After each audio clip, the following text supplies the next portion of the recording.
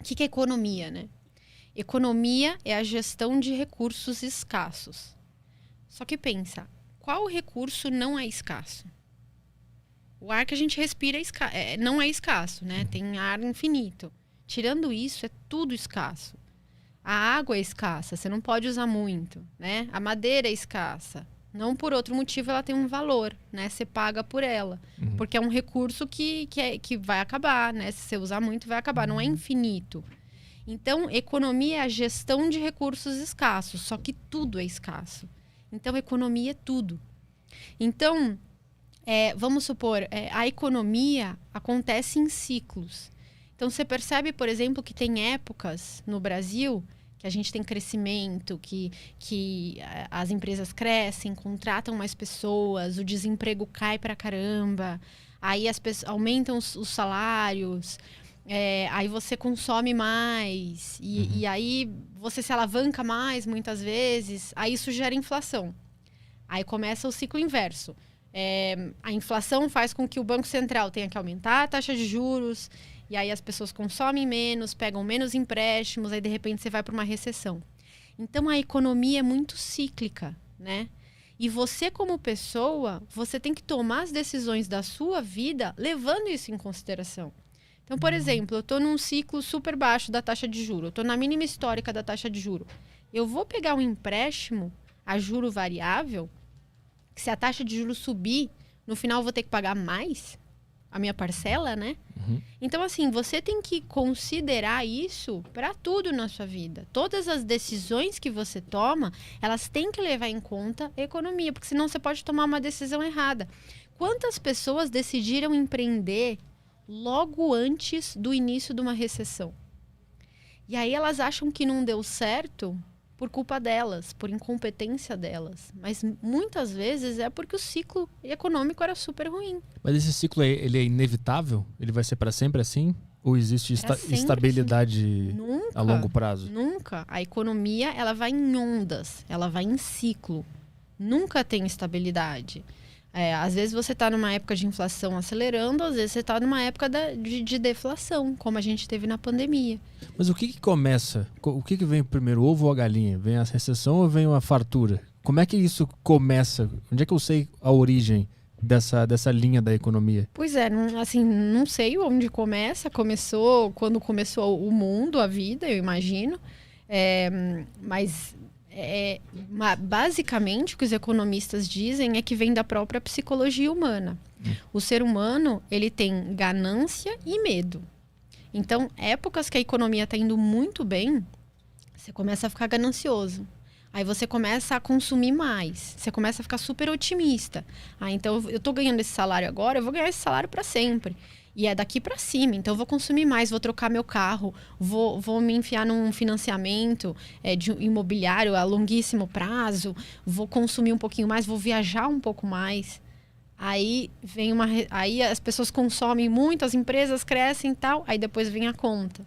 Né? Começa a gerar inflação, porque a demanda está muito alta, está todo mundo consumindo, os salários sobem também. Mas por que quando está todo mundo otimista consumindo muito, isso gera inflação?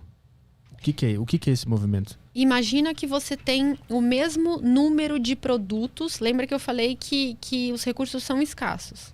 Então, você tem o mesmo número de produtos na economia, né? Você consegue produzir, você é uma economia. E você tem a sua indústria. Você consegue produzir um número limitado de mesas, né? Vamos supor, 5. Se todo mundo junto na economia consome 5, você está equilibrado, né? Você produz 5, a pessoa consome 5, vocês transacionam pelo preço justo, ok. Só que se a confiança sobe muito, eu não quero mais consumir uma mesa, eu quero consumir 2. Todo mundo tem esse mesmo comportamento. De repente, a demanda por mesas sobe para 10. E você só produz 5. O que você vai fazer? Se você percebe que tem muito mais pessoas demandando aquilo que você produz do que produto que você tem para ofertar. Aumentar o preço? Claro. Você sobe o preço da mesa, da cadeira, né? Você vê que tem muita gente querendo consumir, você sobe o preço. Por exemplo, o que está acontecendo agora com o preço de cimento, minério de ferro. Todo mundo quis fazer reforma na pandemia. Né? Todo mundo quis mudar a casa ou construir uma casa nova, longe de São Paulo, enfim. O que aconteceu com o preço de cimento? Começou a triplicar. Né? Gerou inflação. Mas isso é pela demanda, não é porque a carga ficou parada em algum lugar, deu trânsito, deu escassez? Pode ser também. Pode ser também, entendi. Os preços podem subir por uma restrição de oferta. Teve muito também, por exemplo, carros novos. A gente está com um sério problema de entregar carros novos porque falta o chip. Né? Então, assim, isso é uma coisa importante. É uma restrição de oferta. Você continua com a mesma demanda, mas você restringe a oferta. O resultado também é aumento de preços. Então, tem uma situação muito... Tá todo mundo muito confiante, muito consumindo muito, os preços sobem. É uma pressão natural. Por exemplo, a empresa quer crescer e você tá em outro lugar e ela quer te contratar para crescer, para expandir o negócio dela. Mas você tá num lugar muito bem. O que ela vai fazer para te contratar, para te atrair? Oferecer mais. Oferecer mais, oferecer um salário maior. Pressão de salários, bate na inflação também. Mas a gente está vivendo uma crise hoje, né? Hoje a gente está numa recuperação pós-crise, né? Essa crise, ela não surgiu por causa do otimismo, né? Não. É diferente. Totalmente. Como é que funcionou essa crise que a gente está vivendo agora? Essa crise... Ela faz do ciclo, né? Normal. É um outro tipo de crise, né? Não é uma crise porque, por exemplo, o Banco Central teve que desaquecer muito a economia ou porque a gente estava muito alavancado numa bolha, por exemplo, como foi a crise da subprime em 2008, e aí a gente entrou numa depressão. Essa crise foi simplesmente, veio a pandemia, todo mundo foi para casa, todo mundo parou de trabalhar, parou de consumir, parou de ir no restaurante, parou de ir no cabeleireiro, parou de ir na balada, no barzinho. E as empresas colapsaram, né? E isso gerou inflação? No primeiro momento, não. No primeiro momento, gerou deflação. Porque aí é o oposto, né? Ninguém está querendo consumir, tá todo mundo preso em casa. Como é que você vai vender o seu produto? Teve deflação. Teve deflação no começo da pandemia. Teve deflação. A gente teve alguns meses de inflação negativa. Os preços caíram. E agora tá tão alto por quê? Porque aí a gente teve outras coisas no caminho. Então, num segundo momento da crise... teve a crise, teve deflação. Aí várias economias do mundo, inclusive o Brasil, fizeram um auxílio emergencial. Né? Então, você pegou dinheiro físico e deu na mão da população de baixa renda.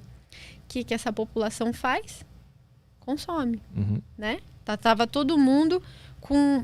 o Fundo Verde tem um estudo muito interessante que ele fala que com o auxílio emergencial, a renda média das pessoas de baixa renda subiu 38%. Então é aquela coisa, tá todo mundo com mais dinheiro, tá todo mundo com um poder de consumo maior. O que eles fizeram? Consumiram mais.